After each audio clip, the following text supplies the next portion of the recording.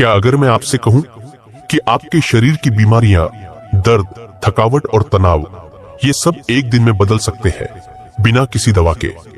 क्या आप यकीन करेंगे कि सिर्फ ध्यान से, सिर्फ शांति से, सिर्फ अपने अंदर झांक कर आप वो चमत्कार कर सकते हैं जो दुनिया असंभव मानती है? ये कोई फिल्म की कहानी नहीं है, ये हकीकत है। वो हकीकत जिसे बताया परमहंसा योगानंदा ने।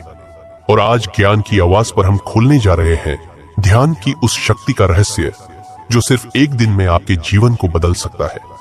परमहंसा योगानंदा, वो नाम जिसने पश्चिमी दुनिया को पहली बार बताया कि भारत की प्राचीन ध्यान विद्या कितनी गहरी और शक्तिशाली है।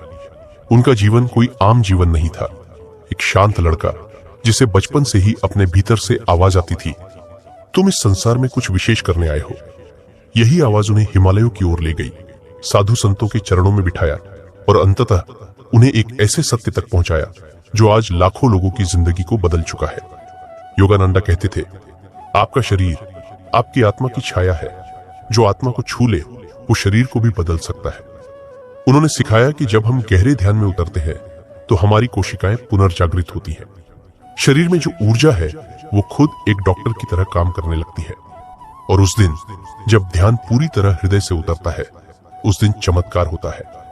कल्पना कीजिए, एक इंसान जो वर्षों से पीठ दर्द से पीड़ित था, अस्पतालों के चक्कर लगाते लगाते थक चुका था, और फिर एक दिन उसने ध्यान करना शुरू किया, सिर्फ 15 मिनट। योगानंदा की ध्यान विधि से। वो कहता है, पहली बार मेरे शरीर ने चुपचाप मुझसे कहा धन्यवाद, क्योंकि वो दर्द शरीर में नहीं था, वो मन में था।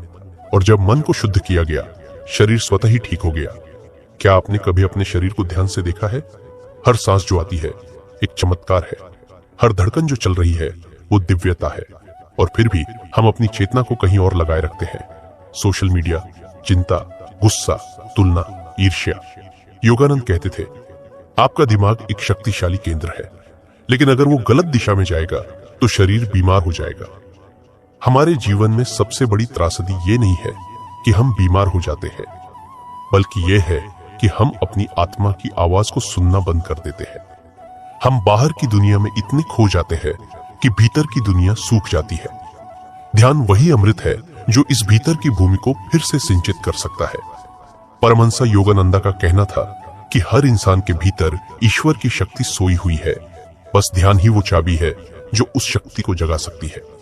उन्होंने अपने शिष्यों को एक विशेष साधना दी, होंग साओ, ध्यान तकनीक। यह तकनीक दिखने में सरल है, लेकिन इसकी गहराई में उतरते ही व्यक्ति आत्मचेतना की यात्रा पर निकल पड़ता है। इस विधि में हम अपनी सांस पर ध्यान केंद्रित करते हैं और हर सांस के साथ अपने विचारों से दूरी बनाते हैं। योगानंदा ने इसे एक विज्ञान की तरह प्रस्तुत किया, क्योंकि ध्यान कोई अंधविश्वास नहीं, यह मानसिक और शारीरिक विकास की एक अत्यंत वैज्ञानिक प्रक्रिया है। अब जरा सोचिए, जब कोई व्यक्ति गुस्से में होता है उसका शरीर गर्म हो जाता है। जब कोई डरा होता है उसका दिल तेजी से धड़कता है। तो क्या यह सिद्ध नहीं करता कि हमारी मानसिक स्थिति का सीधा असर शरीर पर पड़ता है? अब कल्पना कीजिए, जब आप ध्यान में शांत होते हैं, मन गहराई में उतर जाता है, तो शरीर कैसे शांति और उपचार की ओर नहीं जाएगा?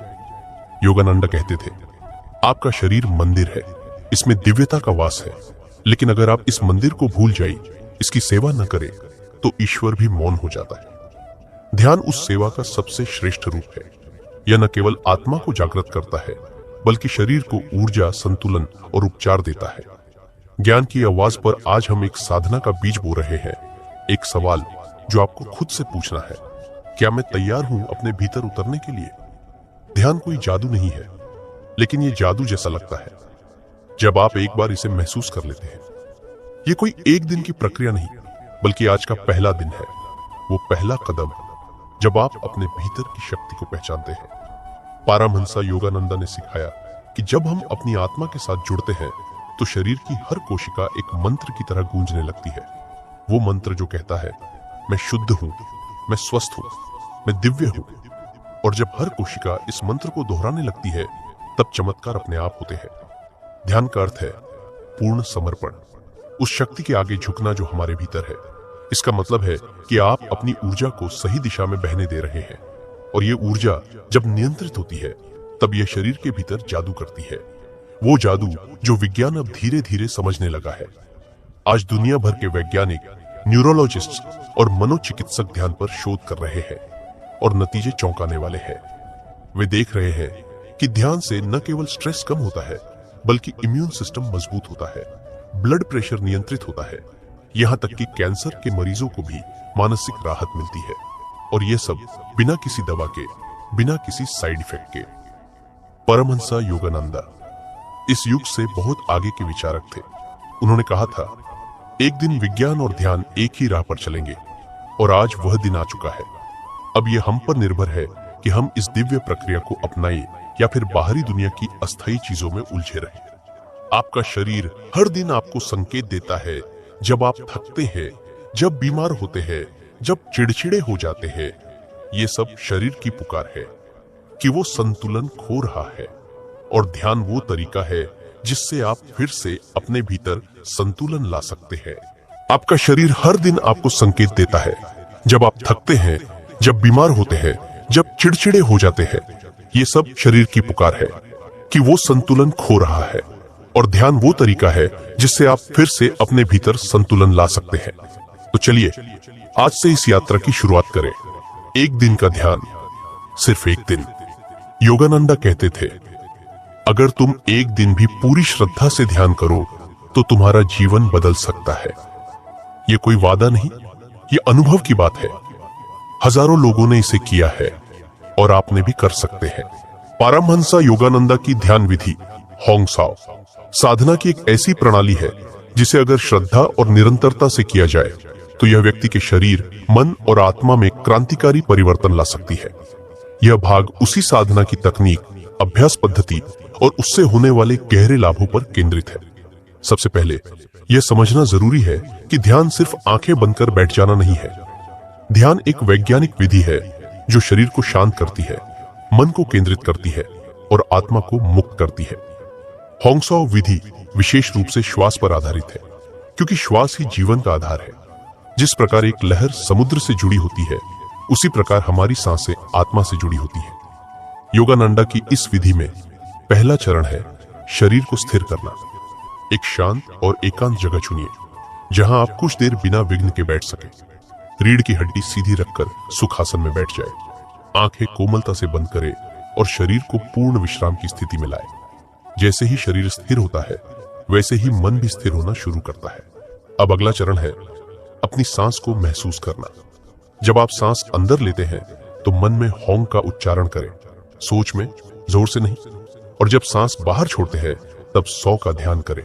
होंग का अर्थ होता है मैं हूं और सौ का अर्थ है वह या ईश्वर। यह मंत्र आत्मा और परमात्मा के एकत्व को स्मरण दिलाता है। इस प्रक्रिया को धीरे धीरे बिना जबरदस्ती के करें। शुरुआत में दिन में 10 से 15 मिनट का अभ्यास करें। धीरे धीरे समय बढ़ाते जाइए, 30 मिनट, फिर 60 मिनट तक। योगानंदा ने कहा है कि यह साधना जितनी गहराई से की जाए उतनी ही जल्दी और स्थायी रूप से इसका प्रभाव दिखता है। सांसों पर ध्यान देने से होता यह है कि मन धीरे धीरे विचारों से मुक्त होने लगता है। सामान्यतः हमारा मन एक बंदर की तरह उछलता रहता है, कभी भूतकाल में, कभी भविष्य में। लेकिन जब आप उसे एक बिंदु सांस पर केंद्रित करते हैं तो यह धीरे धीरे शांत होता है, और जब मन शांत होता है तभी आत्मा की आवाज सुनाई देती है।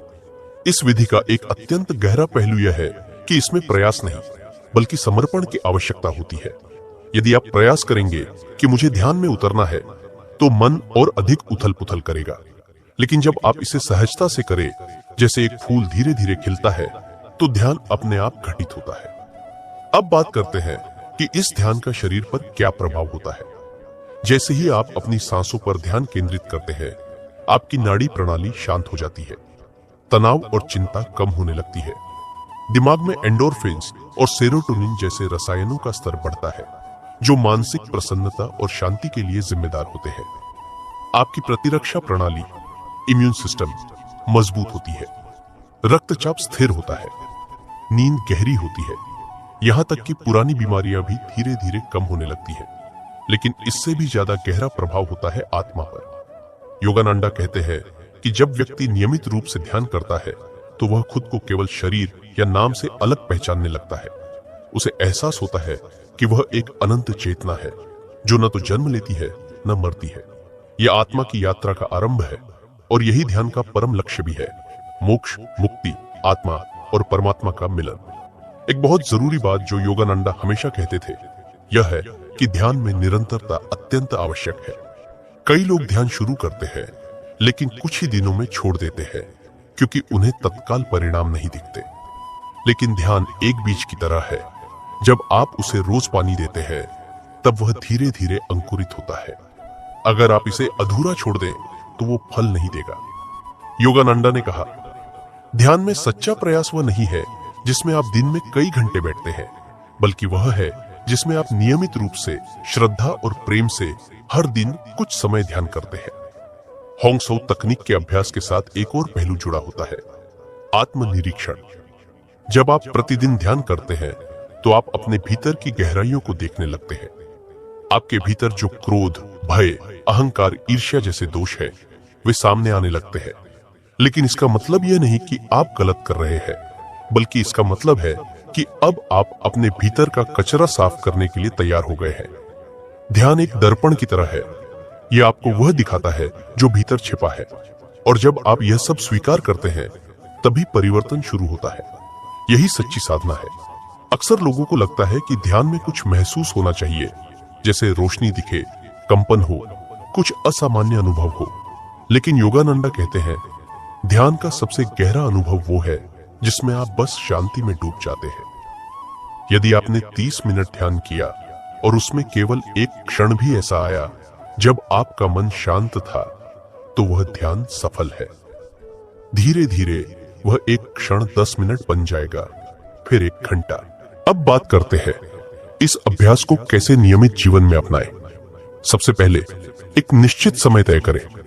सुबह ब्रह्म मुहूर्त, सुबह 4 से 6 के बीच, या फिर रात को सोने से पहले। ये दोनों समय ध्यान के लिए सबसे श्रेष्ठ माने गए हैं। इस समय वातावरण भी शांत होता है और मन भी तुलनात्मक रूप से अधिक स्थिर होता है। दूसरा, एक स्थिर स्थान चुनिए जहां आप रोज ध्यान करें। यह स्थान आपके अवचेतन मन में एक सकारात्मक ऊर्जा का केंद्र बन जाएगा। जब आप रोज एक ही स्थान पर बैठते हैं तो वहां की ऊर्जा भी ध्यान को सहज बनाती है। तीसरा, अपनी साधना का एक छोटा रिकॉर्ड रखें। आपने कितनी देर ध्यान किया, क्या महसूस किया, यह सब लिखने से आपको प्रगति का एहसास होगा और प्रेरणा मिलेगी। चौथा, शुरुआत में खुद पर दबाव न डालें। अगर आप किसी दिन विचलित होते हैं या ध्यान नहीं कर पाते तो आत्मग्लानि न करें। अगला दिन हमेशा एक नई शुरुआत है।